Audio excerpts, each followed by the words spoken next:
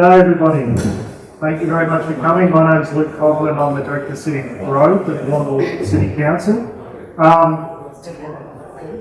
Just acknowledge Eastern nations of the land that we stand on. Just some housekeeping to start. Toilets are straight up the back. Exits there, and the muster point's over at the school on the oval. And this meeting is being recorded to be put on the website for people who weren't able to attend tonight. So, apart from myself, we've got Michael Clark from WaterTech, who did the flood modelling. We've got Peter Reid, who's the project manager from the Wandle City Council. And we've got Peter Robertson from the CMA, who's our project partner. So tonight, shortly I'll hand over to Michael, who'll do a presentation on the flood modelling. Fairly high level of detail. Then Peter will run you through a few slides about the overall project and the next steps. And then we'll have an open Q&A. So the microphones will be passed around. Just raise your hands and we'll go one at a time as long as people need to ask questions.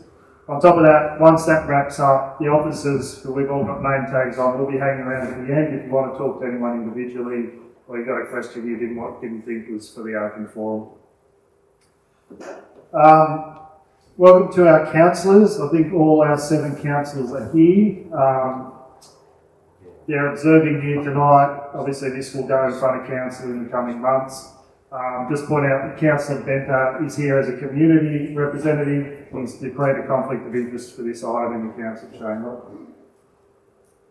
So this study, this Allansford Flood Study, is an action out of the Allansford Strategic Framework Plan, which was adopted in 2021, along with a number of other actions about how Allansford can grow. And probably before I hand to Michael, just a reminder that the modelling and the mapping that's presented in this can be viewed as quite dramatic, and that's fair enough. But it doesn't actually change anything when it starts raining. From a planning perspective, the more we know, the better we can plan, and the better we can potentially mitigate things in the future. If you don't do studies like this and become knowledge rich, we can never get to a point where we can assess whether there's options to try and help us correct it and mitigate. So with that, I'll hand over to Michael, who'll run you through the modelling. Thanks, Lou. All right. Welcome, everyone. My name is Michael. I'm from Water Technology, and we've been delivering this flood investigation and SWIMS. The SWIMS is a stormwater management strategy. So there's 2 components to this project. We've been working on defining flooding in the Hopkins River and also the local flooding in the stormwater system. So 2 different but interconnected things there. Just an overview of what we're going to talk about. So there's the progress in the project. It's been 18 months since the last community consultation session. I wasn't at that one, I was down in COVID, but a colleague of mine filled in. That was mainly about gathering information. We didn't have any project outputs to present at that stage. And we compiled some mitigation options for members of the community as well. I'll talk about the ongoing work. So we're still finalising the stormwater management strategy component of this project and looking at some high-level mitigation options for riverine flooding in Allansford. Project outputs and mapping will be presented, especially the draft planning scheme amendment mapping, which is also on the table at the back there. So flood mitigation works, I mentioned we're working on that. There's also an opportunity for, if anyone here has any ideas that you think we may not have covered, please do let us know and we'll see if we can look into those. And as Luke mentioned, the question and answer session at the end. So, in any flood investigation, the key component of that is to develop flood models of the catchment and local area. So we've got here on the right is the Hopkins River catchment hydrological model. So that models rainfall over the entire catchment as about 8,000 square kilometres and produces a flow near Allansford that we can then put into the hydraulic model, which produces the mapping. On the right here, we've got as I said, there's two different modelling components to this. There's on the top there is the local stormwater model, That also shows the local government area boundary there. So on the north of the highway, we've got Mine Shire and south is Warrnambool City Council. And down the bottom here is the riverine model. So the hydraulic model doesn't cover the whole catchment, but it just models the balance area off of the flows from that type. So flood wasn't help, they can be wrong.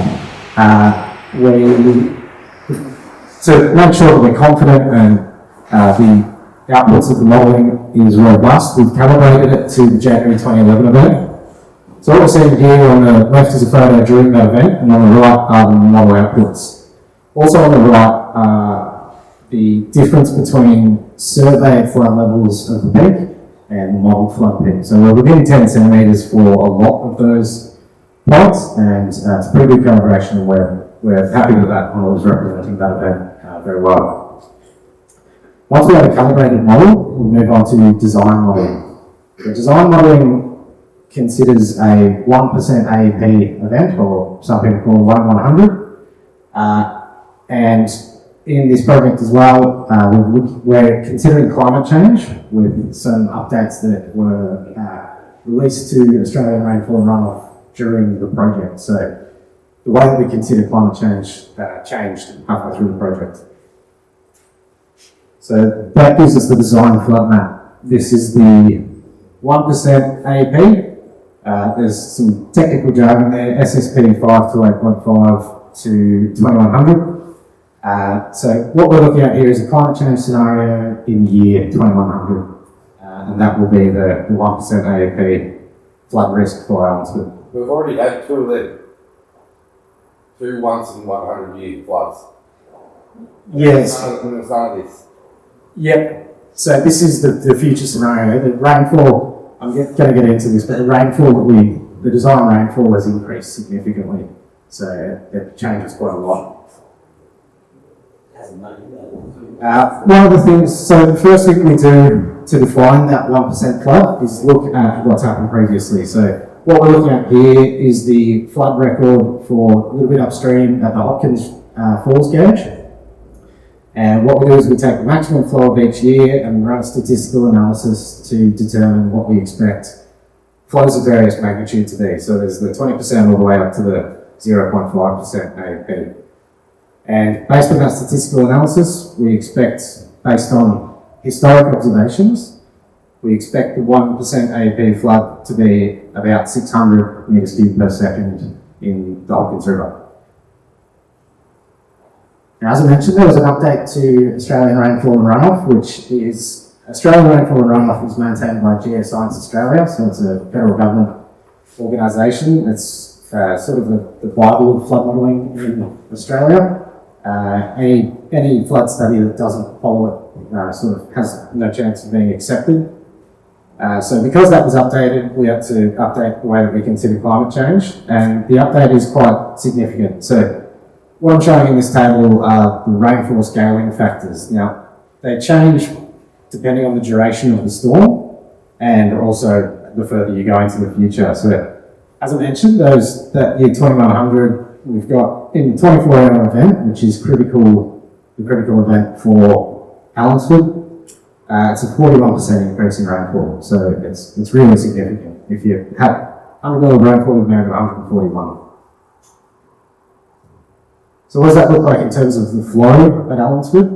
What we've got here is the blue line is what we call the baseline. So that's using historical rainfall, the 1% rainfall based on what we've observed in the past, matched up with those observations of the 1% flood based on the observations from the Hopkins Falls gauge, so from that flood frequency analysis.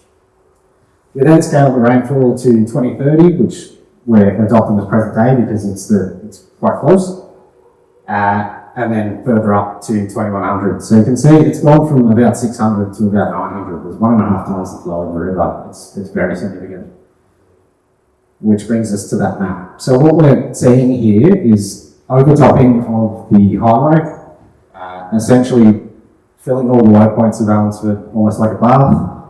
The water can't get out through the outlets because the water on the other side in the river is too high to allow it to flow with any efficiency. Now I just wanted to talk about flood hazard because it's not only the depth of flooding that determines the hazard. Depth of flooding can float a car, for example, but if it's not moving very fast, it won't go very far. So depth and velocity combined, what we use to define flood hazard. This graph here comes from the Australian Institute of Disaster Resilience. They've released a guideline on flood hazard.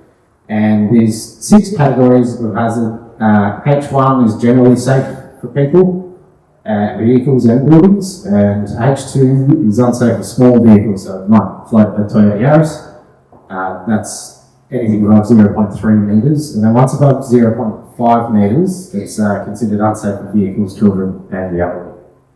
So that threshold between H2 and H3 is what is used to define the high hazard portion of the floodplain. So we take that classification, and what that translates to is we get high hazard and low hazard mapping of the floodplain, which then becomes what we call land subject to inundation, is the low hazard, and floodway is the high hazard. So based on that, this map represents the low and high hazard portions of the floodplain, and this is one of the outputs of the project where there's some draft mapping for potential inclusion in the planning scheme with the overlays based on that hazard classification. Which colour switch if you don't mind asking? The darker blue is the floodway overlay, that's the high hazard portion, yeah.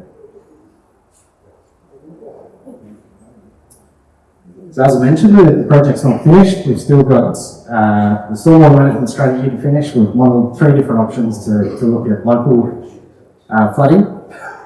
And we've got some flood mitigation modelling to try and alleviate some of those impacts. So what we're looking at there is essentially trying to stop the overtopping of the highway, which would prevent quite a lot of flooding in Allansford. So I just wanted to pivot to the local catchment. So what we're looking at here is the design stormwater modelling. This is again in that future climate scenario to 2100. But what we've got here is rain only in the local catchment. So flooding in the river has been considered by holding the tailwater at 20%, so 1 in 5 in the river. So that it provides some resistance to flow getting out from the local stormwater network, but it doesn't completely drown it out. So obviously, if we ran the 1 in 100 in the river and locally at the same time, it would be quite dramatic, but the probability of that happening is quite low, so it's not an appropriate modelling exercise. I just wanted to talk about this. There's the Tour Road, that main drain that goes out there, the pipe has recently been replaced, and there's a flat gate on the end of that pipe. I've been out there a couple of times, and both times I've seen a block wedged in there. The design of that flat gate is meant to be opened by enough water behind it so that it pushes itself out. And if this was to be in this situation where a big flood in the river happens, we'll get backflow on that pipe and it won't do its job. So, again, the SWIMS, the stormwater management strategy, we've tested 3 different options to mitigate the inundation issues caused by local rainfall. And we're treating stormwater via wetlands sort of in the low point where most of the town drains through. It's the most sensible place to treat stormwater in a central location. We've only done pre-feasibility testing of these options, so some consideration has gone into pipe depths, other existing infrastructure, etc. We're not proposing anything we don't think could be filled, but there would need to be more investigation into that. And the preliminary costings for these works are 2.85 million to 4.85 million. I should probably point out too that this is not funded or committed to in any way. We're just testing options at this point to see what can be done. Right, so the first option, essentially one large pipe going from the low point north of the Grave down to the Elizabeth Street, and there's the basin in there, and duplicating the outlet at the Tour Road north of the railway there. So this presents the flood depths from that scenario. Looking at a flood depth map, it's hard to tell the change. So I'll just show this is the change in flood level as a result of those works. So fairly good benefit. It's reduced flood levels a lot through obviously reducing the extent a lot where we've done some cut and fill around that basin, and those low points are also significantly better, but not completely removing the flooding, unfortunately. Option B is a bit more complex. One of these came from a member of the community. The option was to run a very big pipe along the railway and try and divert a lot of that upstream catchment around town. With some work still in town, so upgrading the existing drainage to try and treat that low point there. Still got the basin there, and a few new culverts to the south to open up that pathway. Now, diverting all that water does have a pretty significant benefit for this flow path through here. The basin is still able to handle it, but what we see is fairly significant increases in flooding down at the south there, which is to be expected when you're diverting no catchment. Option C, again, we've got that basin in the centre, and we've placed a pipe, rather than going along the railway line, decent pipe downstream of the railway line to divert it to that, and again, duplicating the 1.2 metre, the pipe at Tour Road north of the railway. So the two 1.2 metre pipes are going through that, that's pretty significant. And again, we've got some benefits to the flood depths. And again, there's a minor increase in flooding just here. The main reason for that is we're upgrading the drainage from that point to that point, and then, there's just a bit more water flowing through there. So yeah, those are the three options that we've tested for the local flooding. We've also done a fairly high level assessment of mitigating the riverine flooding. So in that 2100 1% scenario, there's a lot of overtopping of the highway and causes pretty significant inundation in town. So what this modelling has done, we've put a levee or flood wall along the north here. The initial run of that showed water was still getting in through a couple of points. So we blocked those off as well. Feasibility of blocking those off would need to be considered more, but the point of this was just to see what the impact would be if we stopped that overtopping of the highway and inundation in the town. This option hasn't been costed, and yeah, as I say, the feasibility hasn't really been considered. It's very high level at this point, it's just a modelling exercise. But looking at the results of that, so this is still that 2100 scenario, and we've got no more overtopping of the highway because we'll put a levee there. But what we do see, the model, there's a pipe coming through here, and the water in the river gets high enough to back up that pipe into that low point there, which then goes into the drainage system, which pulls at that low point. And because the water level in the river is so high, that water can't get out. So another thing we'd have to look at with this option will be to put one of those anti-backflow flat valves on that pipe. And there's just the flood level difference mapping for this scenario. Now, one thing I want to point out, while it's a really, really, really great story for all of here, unfortunately, along here, we've got houses that are impacted that are getting raised flood levels. So that's something that we've tried to alleviate at this point by opening up this flow path further. Again, just a high level modelling exercise. We didn't really consider the viability of that, but that had almost no impact. So it looks like if you're going to go with this option, those worsened flood levels in that section of the river may be unavoidable. So that's a very quick summary of what we've done in the project so far.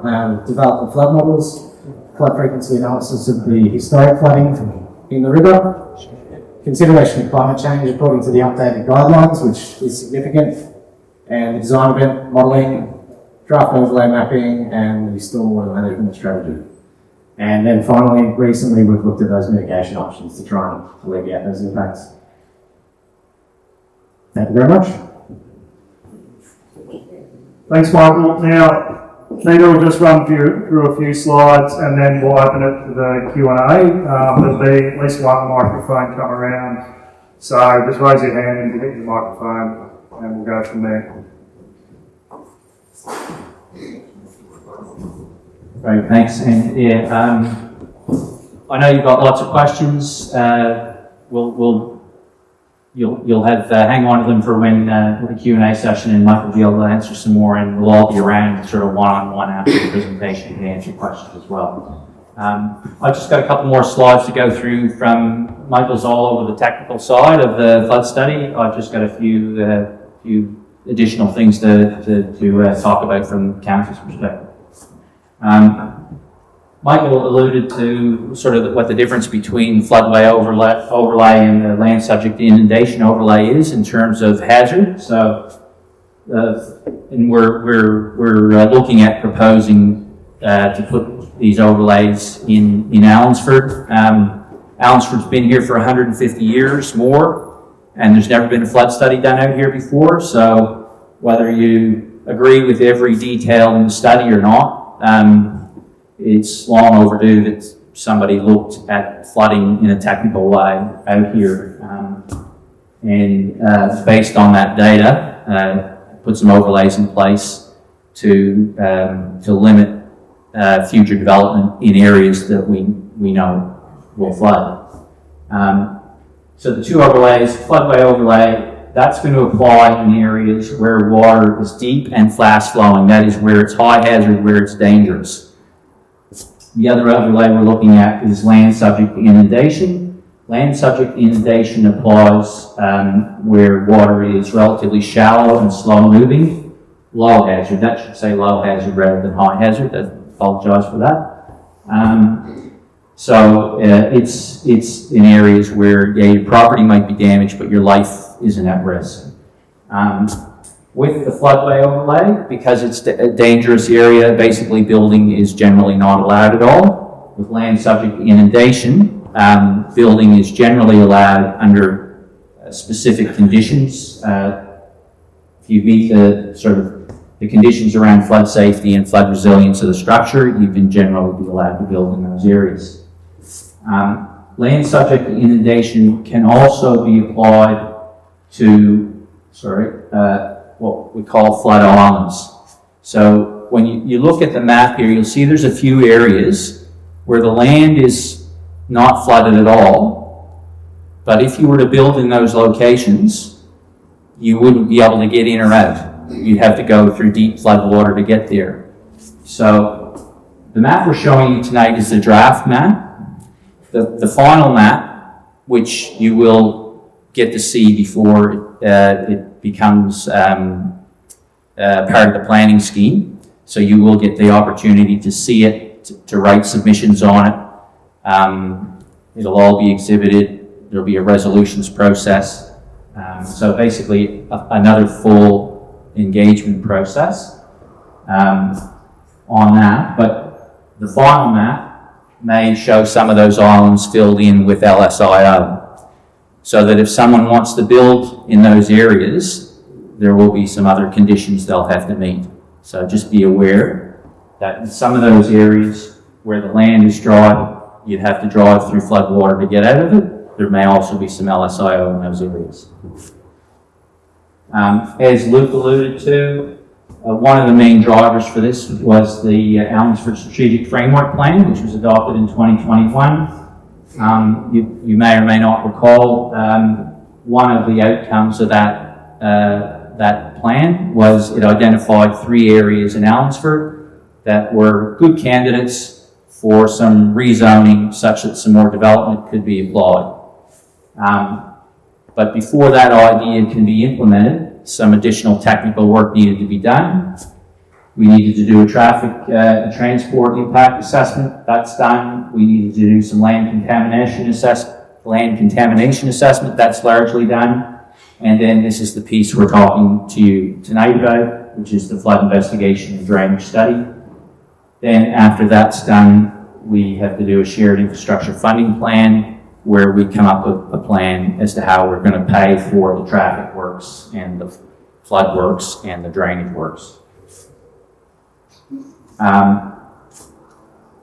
The mitigation side of things wasn't initially part of this project, but once we saw the mapping, it was pretty obvious that the community was going to require council to start thinking about what can be done to reduce the risk of flooding. So we've sort of already started that work. Michael's already talked about some of it in terms of talking about running some early models with the flood wall north of the highway. Another piece of work we've sort of put in train recently is we've resolved to adopt or take on this flood portal that's been operating up in Shepparton in areas, a few other towns up north. It's been very successful over the last 5 years or so, whereby anybody, whether you own property, whether you rent property, whether you're thinking about buying property, you can go onto the website, look at that property, zoom in and see exactly where different flood levels are for each and every part of the town. Basically, every member of the community will have the same access to the data that we have when we get that portal up and running. So you can use it to plan whether you might want to do some works on your property to make it more flood resilient in the long term. That portal will also be tied into the Hopkins Falls flood gauge, I believe, so that not only can you do long-term planning, but you can see what the gauge levels are. So if you've heard there's heavy rain coming, you can look at that gauge and actually see how the Hopkins gauge is rising and falling to judge whether the peak is coming, how close it is. So that information will enable you to plan, do I go and buy sandbags? Not buy sandbags, but do I go and get sandbags? Or do I think about packing the car and What evacuating? about the Man Engine Creek? Yeah, that's part of this catchment. Yeah, right. Yep. No one said nothing about Man Engine. Yeah. The early map, one of the early maps, Michael had the whole catchment, and Manning Emu Creek is definitely involved in that. The last fund we had. It's a With the Man Engine Creek. Yeah, it's a big, and that was the main difference between the 22 event and the 2011 event. I think was the Emu Creek contributed a lot more in the 2011 event, and that's why things got worse here, I think. Anyway, we can talk more about that as we go. So next steps in sort of my work, I suppose, our work is we get the report endorsed by council. Once we've done that, we can start working with our Department of Transport and Planning colleagues to put in some temporary overlays so that while we're sorting out the final detail of the final overlays, at least there'll be some temporary measures in place to ensure that development doesn't happen in unsafe areas. When will that happen? We will get to that, but so this will go, once we finalise some of the stormwater and a few other things, the report will go to council, the final study will go to council, hopefully they'll adopt it. We can then talk to the state government about starting to bring in some of those temporary controls at that time. After that, or actually a lot of these things will be happening concurrently at the same time. So once those temporary controls are in place, then we can talk about the process of, remember I talked about that exhibition, submissions, resolutions process. All of that can take up to a year. So that's kind of why it's important for us to get some temporary controls in place first. But while that's happening, we'll be going through that process so that we can get the permanent controls in place once all the experts are sure we've got things exactly the way they should be. And while all that's happening, as Michael said, we encourage you to come to us with ideas tonight. Members of the community came to us when we had the first session earlier on and gave us lots of ideas to test in our model. By all means, keep doing that, and we can consider the benefits and the costs. Now that Michael's got the model built, if someone says, we think a flood wall will work here, he can put that flood wall into his model and see what impact that has, not only on preventing flooding here, but does it make flooding worse somewhere else, and do all that stuff. So that's the benefit of having that model in place. And so we'll be no doubt testing some different ideas over the coming months as well. After that, we've got those other strategic framework plan works that still need to be finished up, so we'll be working on that to hopefully eventually work at getting some land rezoned, so that I know a lot of it tonight seems like bad news that in terms of development for Allansford, but please also remember we're also working on ways of having some more development out here as well. Increasing the value of our property. And again, please bring that up in the question. We've been through once in 100-year floods, and nothing happened. There's one house underneath the bridge. It's the only place. Thanks, Peter. We can take that as the first question, if you like. So I think you would have seen from Michael's presentation that looking at all the data, neither 2011 or 2022 was a 1 in 100-year event. They were both lower than that. So really clear that... once in 100-year floods. Yeah, but I'm sorry that they weren't that event. They weren't that event. And one of the big questions people have is why do you pick a 1% or a 1 in 100-year event in the year 2100 to design to plan to?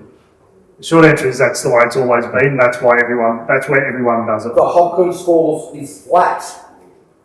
When the Hopkins Falls is flat, it doesn't go up. When the Hopkins Falls is full flat, well, it can't go up. You can always have a bigger flood than you've had. So there is a possibility, a very minute possibility, that next week it starts raining, and not only do we get a 1% event, we get a 1 in 500-year event. And in that scenario, the planning that we've done as a council, other people will be flooded anyway. The arbitrary point of a 1% AEP is what all local governments across Australia and state governments pretty much designed to, because they think that's a reasonable one to pick, to say if it's a bigger event than that, it's a really unique situation, and we all have to respond. All going out was the drains. That was the problem. Yeah, so any mitigation options, and there's been work done to the Toowoomba Road outfall as well, all that needs to be accommodated. And Allansford is a really challenging site. So if you've got the river in high flood, you are struggling to get stormwater out. So you've got a big flood on and it really starts raining, it's a really big problem. And that's why the stormwater component of this project's been included, and the mitigation options of what we can possibly do for stormwater is a big part of this. So I'm not in it at the moment, but I'm right next to the river, but the mitigating projects puts me under. Yeah, and so thanks very much. So none of that is happening. These are very high level. Close to my place. I understand that. So the mitigation options are very high level. First looks at what could possibly happen. There's massive amounts of design and planning to do behind any of those. Consultation with landowners who would be affected before you get to even the point of going, we want this much dollars to do this. So it's all very preliminary, but we want to emphasise that we are looking at it.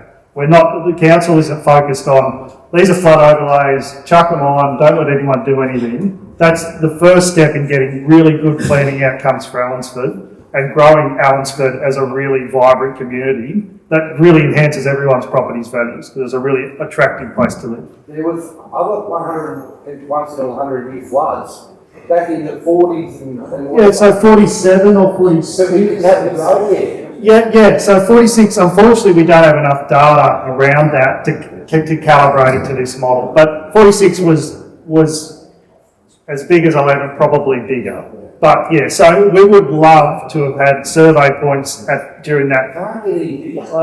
Doesn't matter what you say. Yeah, I understand that sentiment because it's really hard to imagine things bigger, but it could. It's unlikely in any of our lifetimes. It does that in this event. It does that in the 150 years. Yeah, that hasn't been included as part of this study.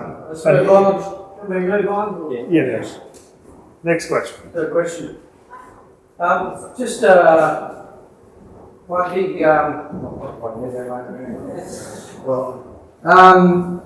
just so happens that we might 1 year get a duplication of the highway in which another bridge would go in, which causes some backflow issues to that. So has that been maybe taken into account as well, or possibly could be? I hope you know something that we don't, because we I know it's a lot you're looking at 2100. So what would happen in that process is that we have the information and the overlays, so that DTP would come through and say, hey, we are actually going to spend some money down here, we are building this bridge. They would need to design it around that, so it doesn't affect backflow and things like that. The second bridge would expect to be high, have bigger spans and things like that. I think how long realistically would it take to build the flood walls and things like that? It would take a few years at least. Like the key thing is doing the work to say it will work, and then the next big thing is getting the money. So you would think design process. If we got some money for design, 12 months. Building it, depending how much is involved in those flood walls, could be another year or 2 years. Okay, appreciate you guys coming out after a long day at work, and g'day Allansford.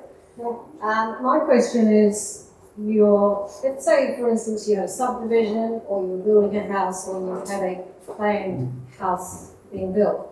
You're saying that you're going to do all these surveys, these plans, these things. How long is that actually going to take? Because the realistic part of that is that is it worthwhile building these houses or these subdivisions going ahead? Yeah, it makes that more complicated. So anyone in that space, please come and talk to us, contact council. In the short term, once this study is complete, Catchment Management Authority has it in their realm of information, and it's information everybody knows. So it's a consideration in any application for a planning permit. Existing? Well, if you've got a planning permit, you have permission, you can do what you've been approved to do. There are little bits of complications around if you haven't got a building permit yet and it's going to have safe access out and things like that. We have a similar problem, people might have read about the Allansford Flood Study, and we've been working through that with the community. So we would be working really closely with those people, particularly if you've already got a permit and now this is sort of changing things.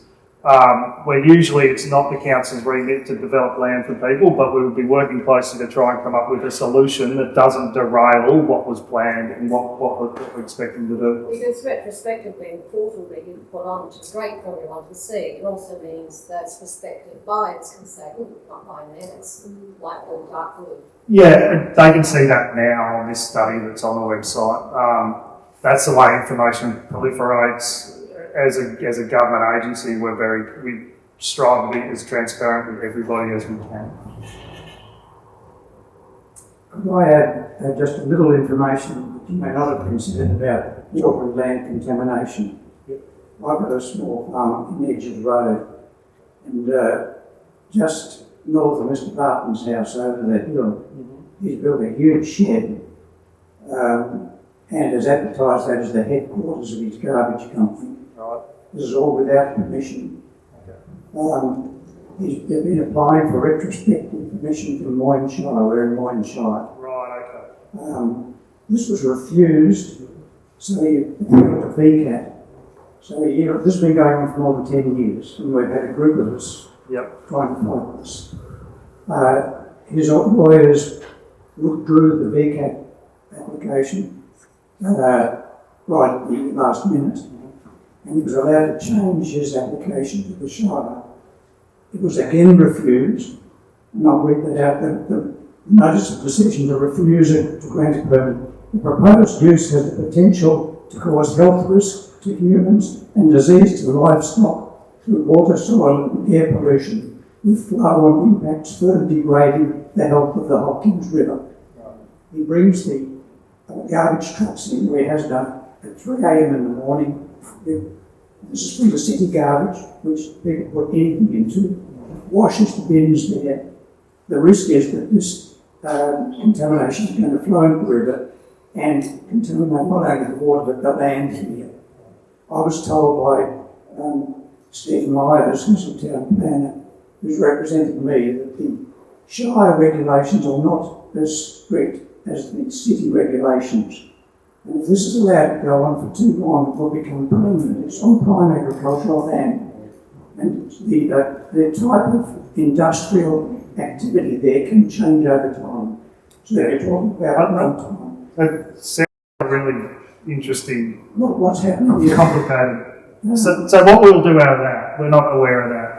The catchment has been modelled with lino data, so whatever is built there is incorporated into the flooding. But we might reach out to our colleagues at Moyne and just ask them about what's going on with that. Because if they don't have permission to do it, Moyne, Shire and us are opposing his application to VCAT. The barristers involved in it. yeah. And the complication with that is if there's appeals going on, Moyne probably can't start enforcement processes until those appeals and Well, Moyne had the opportunity before and didn't do it. And what's more, they've allowed him to continue operating, not to give him stop operating until I so it's a continuing degradation now for land. okay. Well, we really appreciate that input. We'll take a note of that and potentially reach out to Moyne and get some more And information. then he's on the river. It's got the potential to So I'm saying 100 million. sure. There you go. What with that?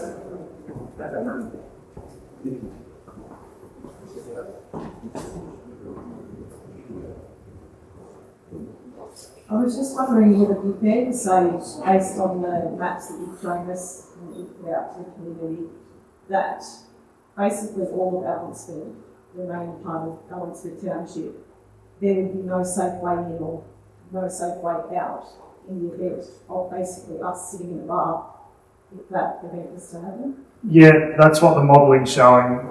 If in 2100, if this event happens, that's what it will look like if nothing's happened by then. If we haven't done any mitigation works, it's a complicated matter because Ziegler's parades come in multiple places. So you then concede that it's fairly contradictory to say that Allansford would go into be a thriving community that's going to flourish in the future. Our experience, and not just in this part of Australia but everywhere, is that communities that are well planned, that have a lot of information around them, that are designed around to try and limit environmental impacts on properties, always end up as more valuable communities than those that Yes, but don't have that planning around them. like, I think there's a lot of people that are very concerned about the devaluation of their properties, the devaluation of their land, as well as their potential implications for insurances of everyone. Yeah, those are good questions. A disclaimer up front that local governments don't give advice about property prices or insurance. And the Planning Environment Act, which is governing all of this, is very, very clear about local government's responsibility to assess risks and manage an appropriate planning scheme that incorporates those risks. I'll probably just be saying the same things I said again, but we find that anywhere where communities are well planned and they look at these things, and it's a difficult conversation right now, it really is, but if we can implement some mitigation strategies and then Allansford can grow in a really appropriate way, then 30 years from now we won't have that other 5-lot subdivision that's underwater every 15 years because we didn't know this information right now. Worry about Did safety you- residents that live in Allansford right now with safe footpaths to access these community events. These people are going to be, hit by a car. Could happen tomorrow, could happen next year. But this is more important than one in 100-year flood study. We've got hundreds of kids walking everywhere with bad footpaths or unsafe footpaths. or no footpaths. This is our problem now. There is no safety communicating in safety in Allansford. There's going to be no community left if we don't do something now. This is not concerning anyone, really. We need safety in the town of Allansford. Take the point. Take the point. This needs to happen now. Yeah, I'll This take. is more important to us. Sorry, I'm not speaking on behalf of everybody.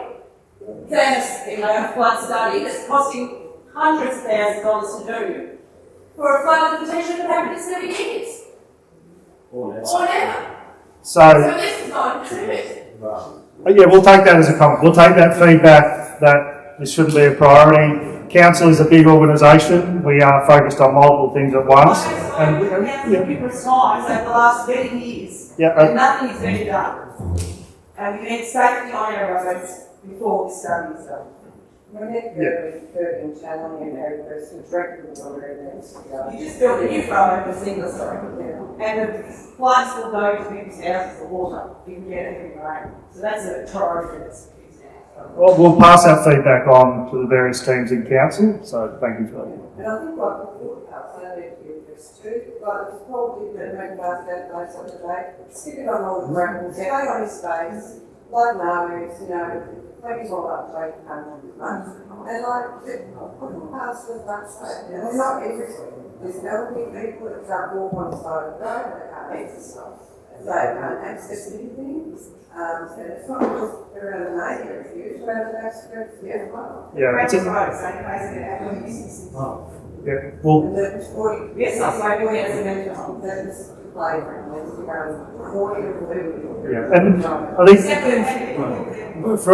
from the work that we've been doing, that high-level strategic framework plan does identify a lot of those things. They're not being built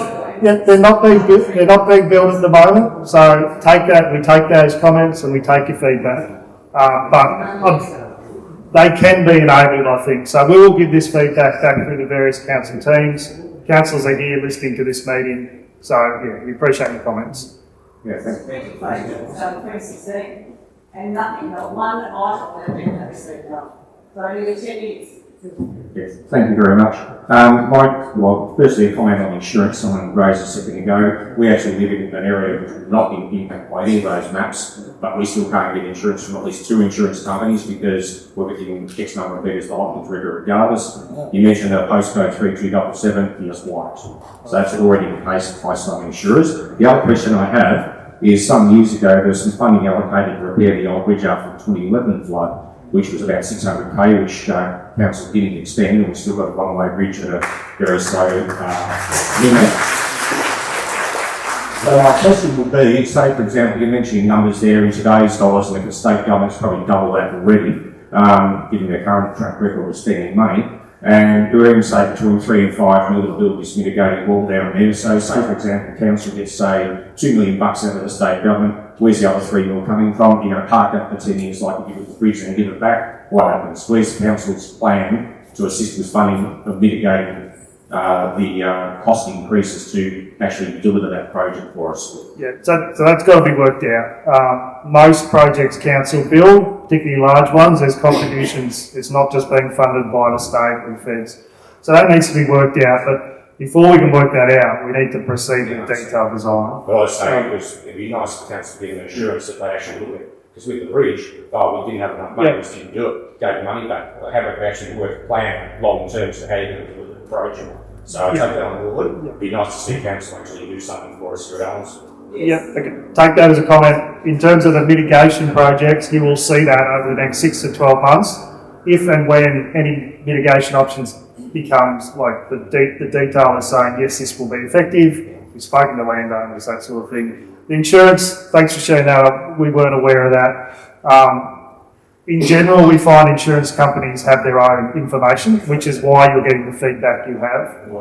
Perversely, perhaps this study helps you that they will have copies of this now, and then they may be more inclined, but that's not going to be the case for everyone. So take those comments. For some insurance company. So these prospective different plans that haven't been finalised yet are available for insurers now, so they can go and increase our insurance rates based on prospective information, can they? I suspect insurance companies we find usually have their own high-level flood studies. They have LiDAR data for vast stretches of land, and they can see where floodwater goes. This is publicly available because it's on our website. We don't really talk to insurance companies, but I suspect they've got their own studies that show similar things that probably have been reflected in premiums for a while. But that's just what we usually find. We can't really comment on insurance. How would you know the mitigation things are going to help or hinder? We don't yet. So we've done a very high level investigation that is showing some things may help. So the next step is to start doing some detailed work around it. My goodness. Luke, you talk about a temporary flood overlay. Some things we're talking about the bridge in court, 2011, I think this gentleman said. How temporary is this flood overlay? Is that code for permanent? So what that usually is I'll just talk a little bit about the planning scheme amendment process. So right now, council's doing the project. We've presented this. We're encouraging everyone to talk to us, to submit a submission around this. If you've got criticisms of the modelling, you think they're errors, send them to us, and that'll all go to our council. But if and when our council approve it to go to the minister then says, okay, this is what the council's presented. We need independence. So they pick 3 independent planning panel members and they set up a planning panel. They then advertise all the material again for anybody and everybody to make a submission to. They come to the town, they set up a panel over a day, 2 days, 3 days, whatever's needed, probably in this hall. And people can say, not only am I submitting this written submission that's saying the modelling's got errors, or saying it shouldn't apply to this bit of land because something's changed, you also get to come in and present to that panel. The council, our modellers, we have to sit in front of them and present everything we've done. And they have experts that say, well, why did you do it that way? They question everything. It's only that panel that then makes a recommendation to the minister that can rezone the land. The temporary aspect of it is if there's major impacts, we want to give people a clear indication about what they're doing right now. So if someone's looking at land there, or they own land there, and they look at the planning overlays and there are none because Allansford never had a flood study, they might run down the track of assuming, yep, I can do this, this and this, spend money that then gets stalled because they weren't aware, because there wasn't an indication in the planning scheme. So that's what that temporary thing is, to try and make sure everyone's on the same page until the planning panel makes its final decision or recommends to the minister. And what if the mitigating the walls and what if that happens beforehand, or is that afterwards? You would expect that wouldn't get done until after, because just the length of time to design and build it. What would happen if those mitigation works get done and we run it through the model and it shows it's working, is that then you would do an amendment to change the scheme again. So North Warrnambool is a classic for that, where the flood walls have gone through there. So places no longer have flood overlays that used to, because during the event they won't be flooded because of those mitigation works. So these people that can't get insurance in their houses at DB, if this gets adopted, when would be the best case scenario? The floods will come down and the houses will be sold or insured. We couldn't advise on insurance or property values. It wouldn't be 10 years though. You mean when the mitigation works are finished? Mitigation and a re-investigation of the floods coming down. Yeah, maybe 10 years and maybe less. It's dependent on a lot of factors around any of those mitigation options. Under further investigation, show promise. Yeah. So it's not something we haven't thought about. Obviously, the train line is a big factor in this catchment. So talking to V-Line, their appetite to increase capacities under culverts and things is a factor in that. Is there any temporary mitigation work that would be done instead of a whole? Obviously that's not technical. Don't know yet. So we've only looked at what we presented tonight at a high level. If people have other ideas that may be able to help, please send us an email, talk to us after this. So yeah, short answer is we don't know. Mine's a bit of a statement as well as a question. I did disaster recovery for 8 years in North Queensland, South Queensland and Northern New South Wales, where they had big floods. And the situation with the insurance is already starting to occur down here. But up there, they can't get insurance. And if they applied for insurance in those areas, it's over 20,000 and between 20 and 30,000. So with all of this flood area, like I know my insurance doubled this year because they look online and they see that they're in a flood zone. So that we need that the council sorts out something for the people that already live here, because we'll end up in a situation otherwise. Yeah, I appreciate your comments. It's a challenging space, it really is. So councils are listening to the community tonight. They'll be listening to they'll be seeing all the feedback when we present to them, and we're continuing to work on things we can do to help the situation. Do you have a date for when you think that the temporary overlay will come into effect? Not specifically, it could be quite 3 months. Best case scenario would be 3 months. Yeah. That's just what it gets. Is that best case, like, shortest, or? Yeah, probably shortest. But regardless of that, if someone comes to us tomorrow and says, hey, I want to do this, and it's in this area, we'd say, have you seen this yet? Like, it's not, we don't hide anything, it's very transparent about anything. No, thank you. My question would be, say for example, if a landowner in Allansford had an application for planning due to either subdivide or second residence already, what would an interim overlay impact on that? Would go under the current assessment with no overlays, or would the interim overlay be taken into account on an assessment already or an application already with council? I should defer to my staff here, but if the planning permit exists, you have permission to do that. The complicating factor is... No, if the sorry, I'm talking about an existing building that might already have, which has a life cycle of 2 years and can apply for extension. So if there was the temporary overlay, there might be refusal of an extension to a permit. So if you have an application, a live application in right now, for example. Yeah. Oh, okay. Yeah, so it would be, all the information would be coming into play. We've had this situation in South Warrnambool, and we understand how, quite frankly, unfair it feels with Paul Ferris is another classic example. Yeah, well, let's not go about Paul Ferris. But yeah, so we're very cognizant of, we can't just go, we're doing our jobs, you guys sort it out. We need to try and work with applicants and people who have existing permits to try and find solutions, because we need housing, particularly when it's housing, we need growth. So yeah, we're trying to work as best we can. We've come up with some solutions in South Warrnambool. Hopefully we can get to some of that for Allansford as well.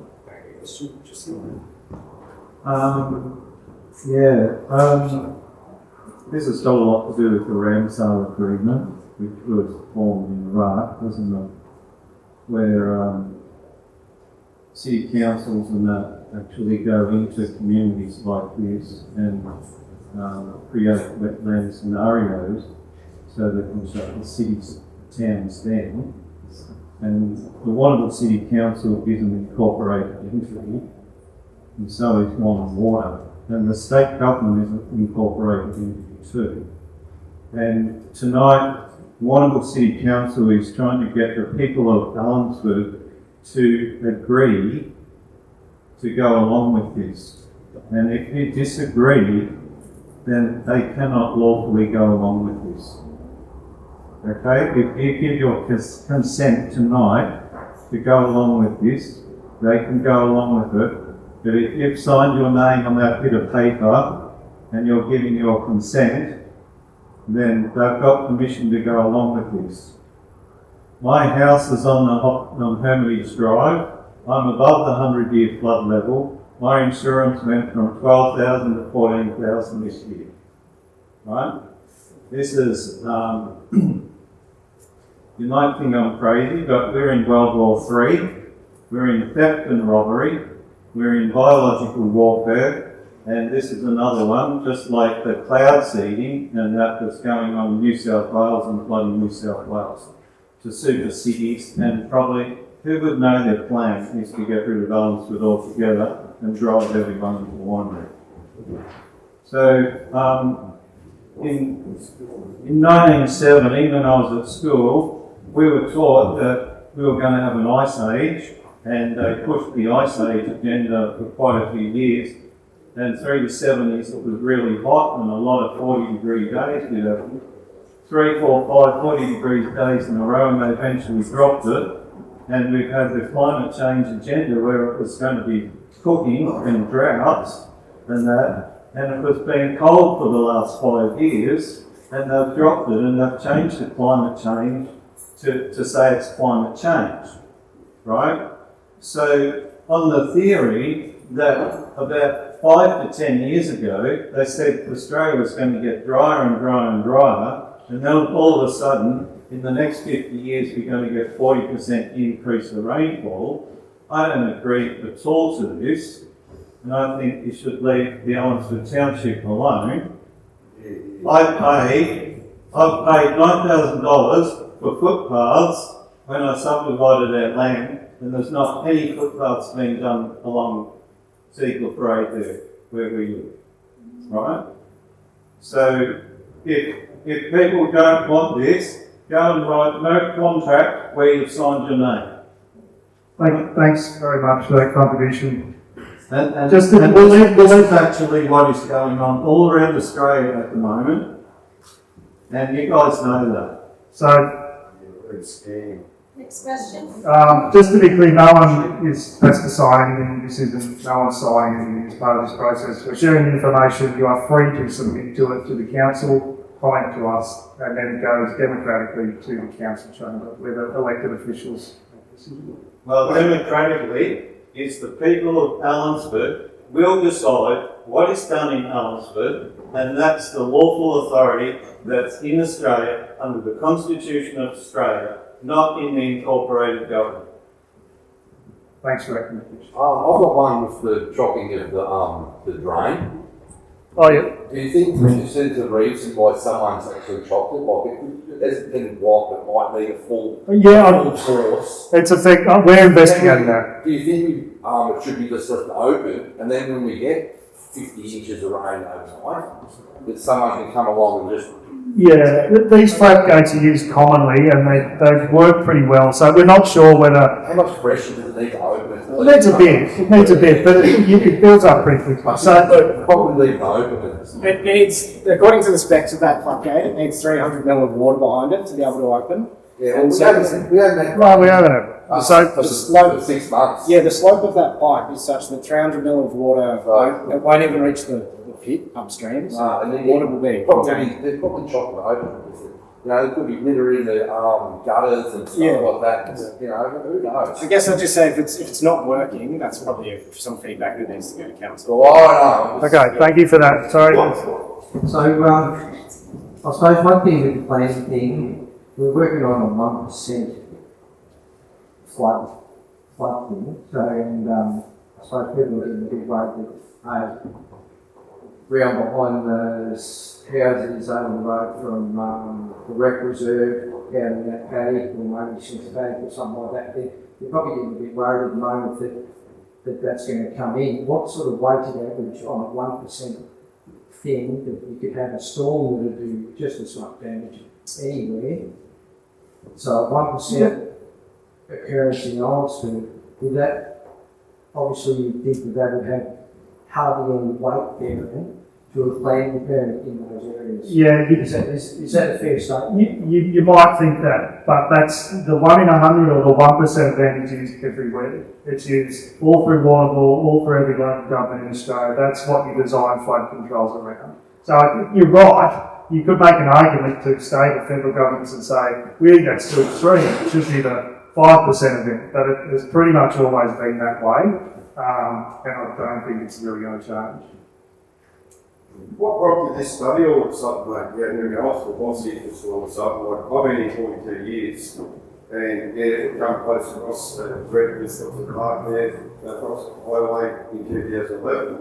But I don't think it made the sand bags that we sandbagged over there. Yeah, so it opens up past Jubilee Park on the flatlands, and then the mouth rips open, except for one king's eyes might cause a problem, but when we've been flooding, what's prompted this? Yeah, so prompted this flood? What's it flood stuff? So this has come out of the Allansford Strategic Framework Plan. There was an action out of that was adopted in 2021. Most areas. Is it the people of Allansford adopt that, or? It was consulted with community extensively, and then the council of the day endorsed it as the strategic direction of Allansford. All I'm saying is that fear-mongering, what could possibly happen? I can walk out the door and at 747 would fall on me head. You're right. I'll still go to the door. Yeah, you're right. Yeah, this is all about planning. It's all about trying to have as much information in front of you when you're planning a community, planning a city. It's about being, so everyone has as much information as they can so they can make decisions around properties, things they want to do on their land. So that's what it's about. Yeah, and to be honest, that's the policy of the state government, that you design for the long-term future. When you build a house, it usually doesn't get rebuilt in 30 or 40 years, it usually stands there for 50 or 60. So that's why they pick such a long-term horizon when they're trying to plan this thing.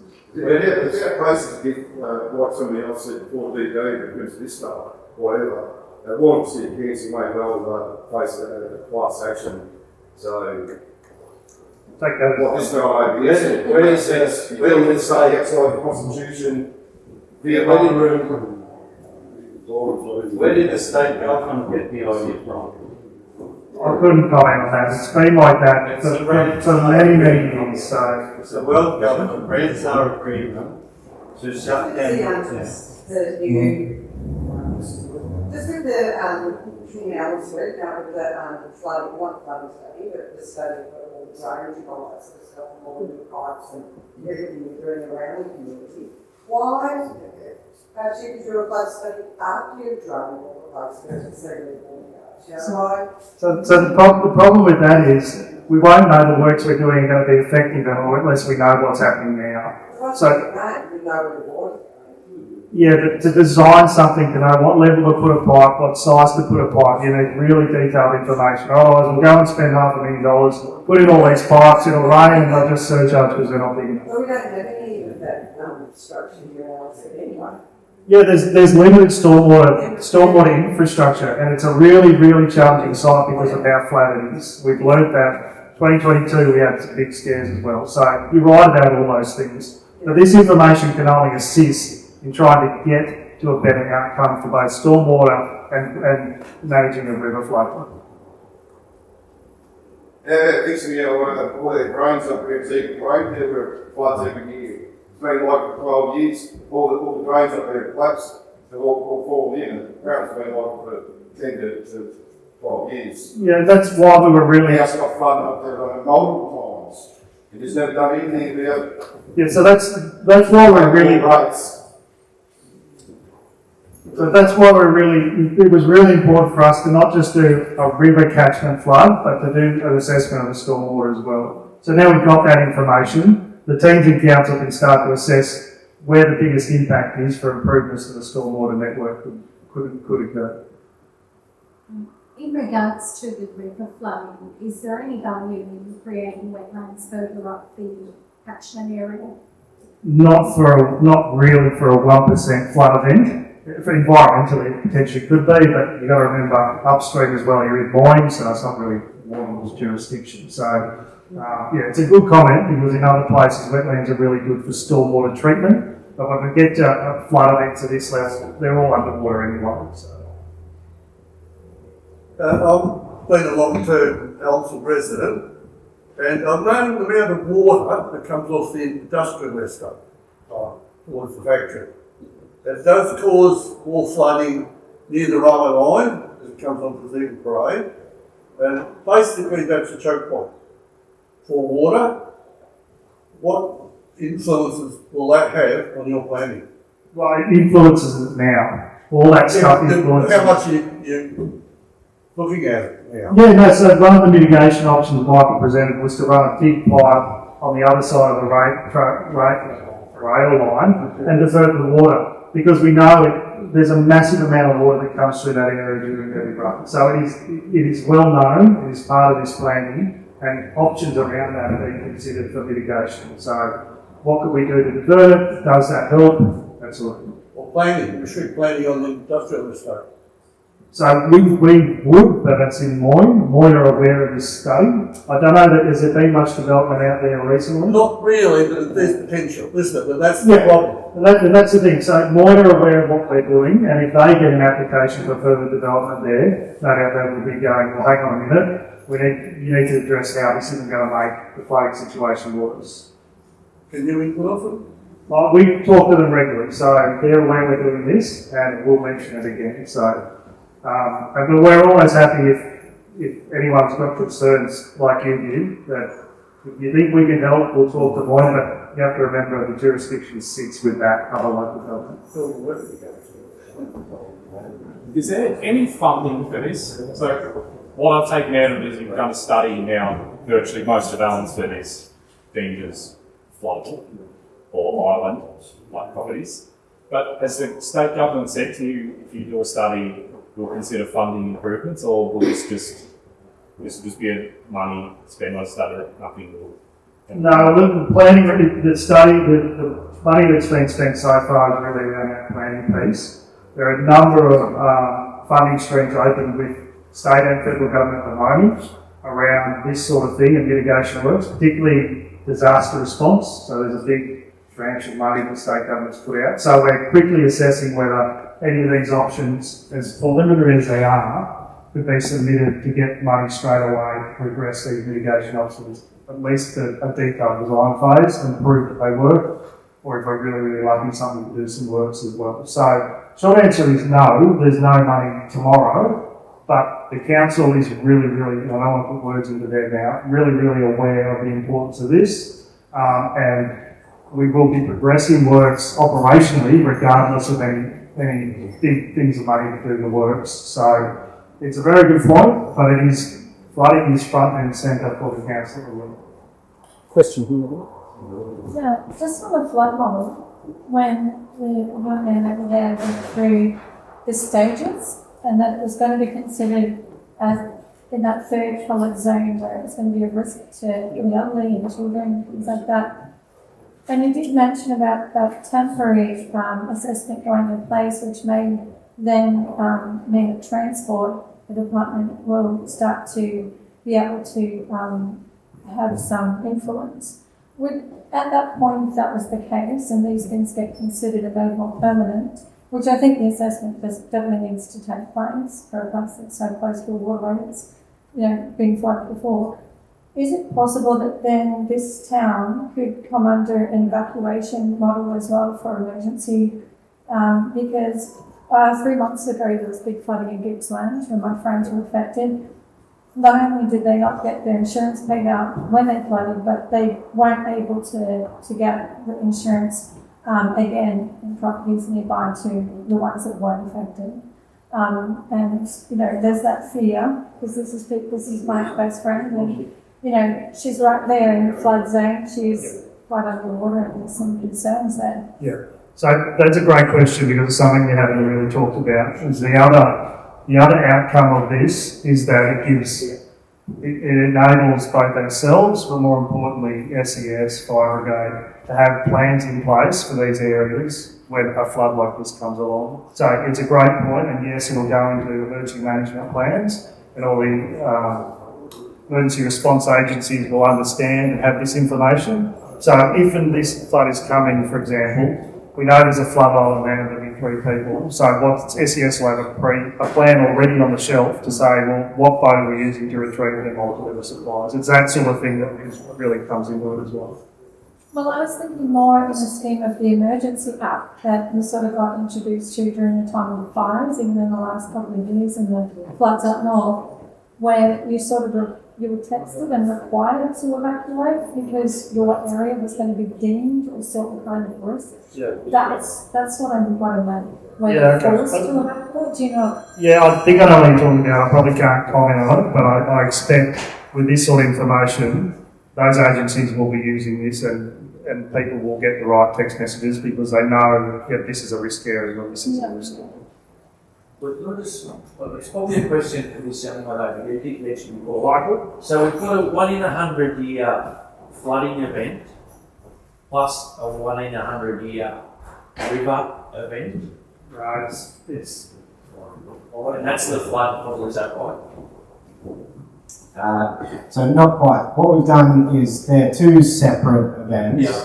So the mapping that draft planning scheme mapping is based on is river only. So that doesn't consider rain on the town itself. Yes. And then there's the other model, the stormwater model, which considers rain on the township and a much lower level in the river. Yeah. So that one that everyone got terrified about looking at when the whole of Allansford done that, is that actually a 1 in 100 year event?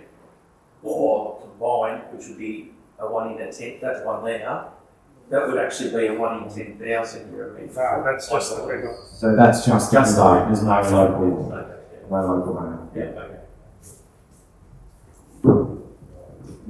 Any other questions? What is that flood level? Sorry? What is the flood level? Whereabouts? All you know here, what is the flood level? How many metres? Because it could be 10 mil, it could be a metre. What is the level? So the key in the corner. Dark blue is 1 metre, and then it scales down to white, to the lightest blue, which is 0.1 to 0.2 metres. But one metre from where? From the ground, that's the depth of the water off the ground. No, it's more than 1 metre. Yeah, sorry, more than 1 metre. Yeah. Well, the landowners of Allansford have a say whether this goes through or not. Yep, so we're encouraging people to email us, make a submission. That will all go into the information that goes before council. It's not what I asked for. I asked whether Allansford landowners be, I don't political sense, I want to hold the truth. Are we going to have a vote on this or? We're the ones that live here, mate. Yeah, I understand that. So I'll be direct. There's no mechanism to have a vote or a plebiscite or anything like that. Any chance going back to Moore Shire as well? I'm serious. Yeah, so I'll leave that with you, but that's your comment. That's great.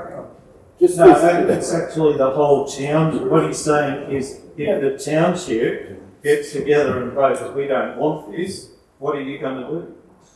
Because we're not contracting with you. Yeah, so people may get together and make submissions to this as a group. No, not submissions. We're saying, no, we don't want this because we think it's a farce. Yeah, so ultimately it goes to the council to make a decision about whether they endorse this and send it to the minister or they don't. But even if they don't, the information is now out there in the public. So it has to be dealt with and thought about and considered. That's my response to that. We don't this back on us, mate. You started this, Boyle City Council. Like, we just want to be involved in it. We want something concrete, not something that you just didn't send you emails and didn't react for. And now it's What we're doing right now is valuable. The councillors who will have this in front of them at some point are listening to all of this. This is part of one of many opportunities for people to engage, give feedback, criticise, all those sorts of things. So now, in writing, in email, whatever channel you choose to engage with your elected council. When was that last flood? 2011, was it? 2022 was a decent sized flood. 2011 was bigger. Yeah, okay. So we live down Hermitage Drive, right on that end, above the 100-year flood level, right? And down there, as it comes past our place, it spreads out and goes really wide. It's 3 times the width, right? So it was about 6 metres from our house, but it was up to houses in Allansford. And what actually happened is the water got faster and faster and faster, and it just drops down into that big area there. That river gets really wide. So I would say you would have to have a massive amount of water for that to actually happen. I don't believe that would happen. Yeah, and that's a fair enough. That's a fair enough feedback. It is a massive amount of water. If you go and have a look down the river where that gets away, it will start crossing the bank on the other side. It will go wider and wider and wider as the water comes up.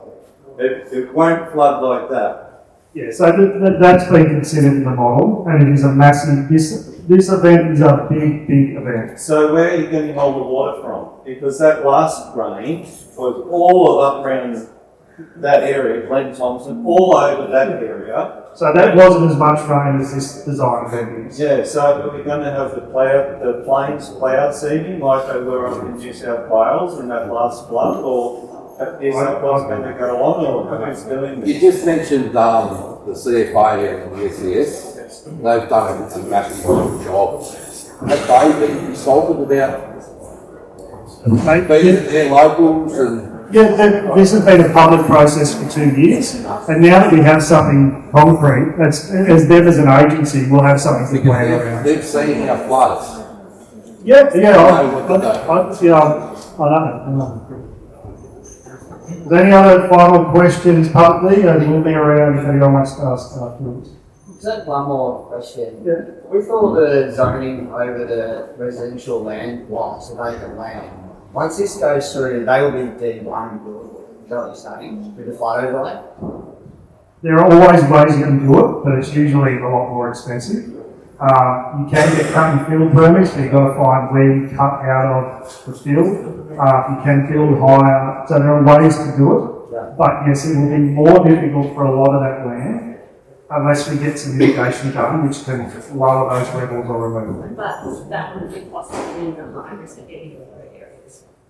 So the flood wall, the levee, potentially stops all of it getting in. So that's attractive to us to explore further. But they're yes. not allowing it. They're not allowing it in Gippsland. They're not allowing it in Queensland. In this vicinity. So you're looking sort of the councils should be, on similar grounds as far as risk and safety. So yeah, all my friends are homeless essentially. Well, I've just proposed mitigation that you put that up there for that. We haven't even seen feedback that any of those are undoable. What's more likely to knock them out is do they actually achieve what we hope they'll achieve, and are they affordable? So that how much do it cost? So, well, we might leave it there publicly, but we'll be around. Please come and grab anyone with a name badge and have a further chat. Thank you very much for coming out.